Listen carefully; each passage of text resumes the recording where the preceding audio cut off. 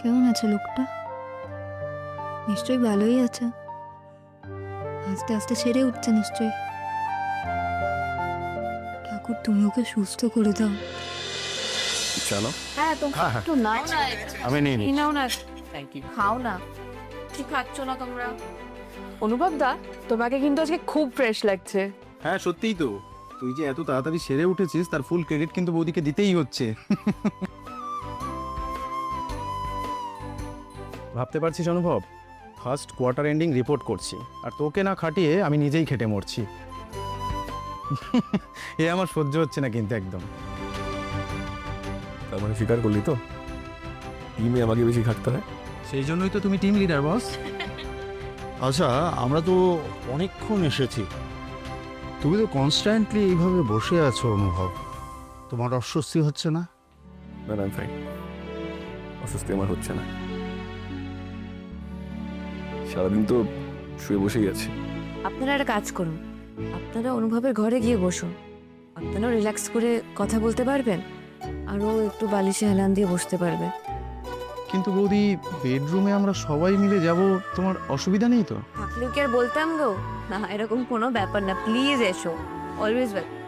Sorry, আমাদের দেরি হয়ে গেল। প্লিজ বসুন না আপনারা, প্লিজ। আমি জানতাম আপনারা আসবেন, কিন্তু আমি একটা কাজে আটকে পড়েছিলাম। আলাপ করিয়ে দিই, সুমন দা আমার জেঠুমনি, আর জেঠুমনি সুমন দা আমার বস। নমস্কার। আপনার কথা আমি বহুবার শুনেছি, আপনি তো ফার্স্ট মেন্টর। আমি তো শুনেছি সেটা আপনি। জেঠুমনি, এ হলো বন্নি, তাপস আমার জুনিয়র টিম মেম্বার, আর ও হচ্ছে সৌমাল্য। আমরা একসঙ্গে একই টিমেই আছি। বাহ, বেশ, ভেরি গুড। কি আপনারা বসে আছেন কেন? আরে খান, এই তো খাওয়ার বয়স। প্লিজ প্লিজ, লজ্জা করবেন না, খেয়ে নিন।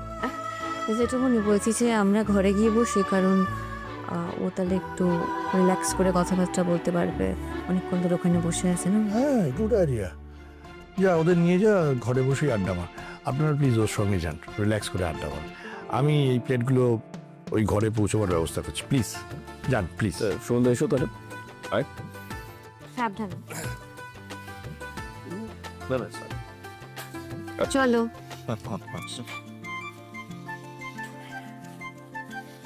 স্যার, সুমনবাবু, একটু দাঁড়িয়ে যান, আপনার সঙ্গে আমার একটা জরুরি কথা আছে। আর বনলতা, তুমি কৃষ্ণকে বলো যে সুমনবাবু ওয়াশরুমে গেছেন, আসছেন।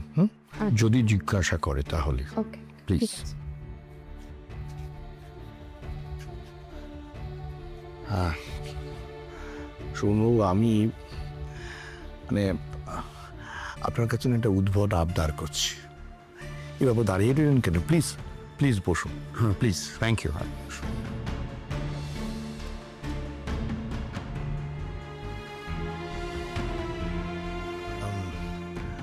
সুমনবাবু, কৃষ্ণ কি মানে অনুভব কি আপনাকে কিছু বলেছে? কি বিষয়ে বলুন তো? না, অনুভব আসলে কাজে ফিরতে চাইছে, মানে অফিসে জয়েন করতে চাইছে। কিন্তু অফিসে জয়েন করার ক্ষেত্রে ওর মানে ওর ফিজিক্যাল এবিলিটি আছে কি না, বা মেন্টালি ও কতটা ফিট, সেটা তো আমরা বুঝতে পারছি না। যদিও ডাক্তার বলছে যে ও যদি কাজে ফিরতে চায়, সেক্ষেত্রে আমরা একবার চেষ্টা করে দেখতে পারি। তো আসলে কি জানেন তো, ও তো বেসিক্যালি ওয়ার্কহলিক। তাই এই কাজ না করে বাড়িতে বসে থাকলে একটা ডিপ্রেশনের ফেজে চলে যেতে পারে। কিন্তু আমার মনে হয় আপনাদের এটা জানা দরকার যে যেটাও ঘটেছে তাতে করে ওর স্মৃতির কিছু টুকরো অংশ এখনো মিসিং হয়ে রয়েছে, এবং আগামী দিনে সেটা জোড়া লাগবে কি না বলতে পারছি না। হ্যাঁ, শুনেছিলাম বটে ওর একটা পার্শিয়াল মেমোরি লস হয়েছে, তবে মনে হলো অফিসের কথা ওর সবই মনে আছে। হ্যাঁ, সেটা তো আছে বলেই মনে হয়। মানে সেটা আপনারা ভালো বলতে পারবেন। মানে ও যদি কাজটায় ফিরতে না পারে, সেক্ষেত্রে ওর কাছে না এটা একটা বিশাল সেটব্যাক হবে। সেই কারণেই আপনাকে একটা রিকোয়েস্ট করছিলাম আর কি। আপনি নিঃসংকোচে বলুন। Thank you. হ্যাঁ, আমি জানি যে কর্পোরেট ওয়ার্ল্ডে এই ধরনের রিকোয়েস্ট করা বা আবদার করাটা খুবই আনপ্রফেশনাল, কিন্তু কৃষ্ণ তো আমার ছেলেরই মতো, তাই ওর হয়ে মানে ওর জন্য আমি আবদার তো করতেই পারি। মানে কৃষ্ণ যদি কোনো ইচ্ছে প্রকাশ করে অফিসে জয়েন করার জন্য, তাহলে সেক্ষেত্রে আপনি প্লিজ একটু পজিটিভ থাকবেন। কিন্তু ও তো এত বড় একটা অ্যাক্সিডেন্ট থেকে উঠলো, ওর প্রপার রেস্ট হওয়া দরকার।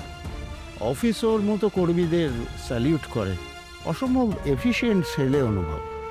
কিন্তু আমি ওর হেলথ নিয়ে চিন্তিত। ওকে পারবে এই অবস্থায় কাছে ফিরতে?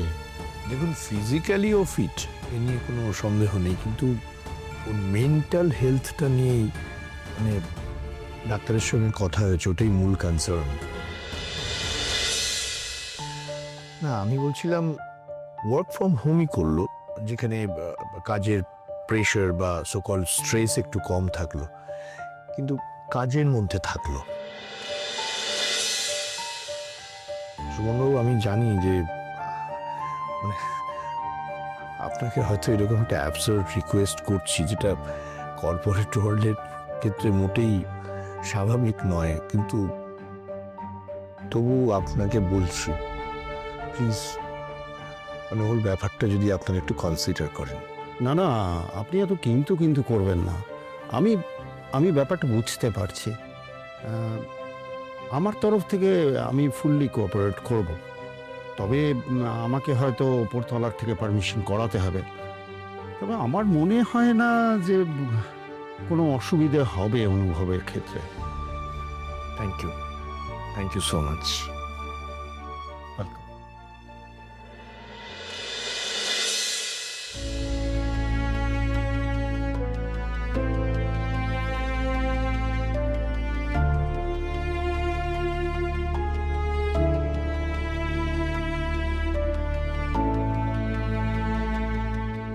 সে বাড়িতে এখন কি হচ্ছে কে জানে। ও লোকটা কি করছে এখন?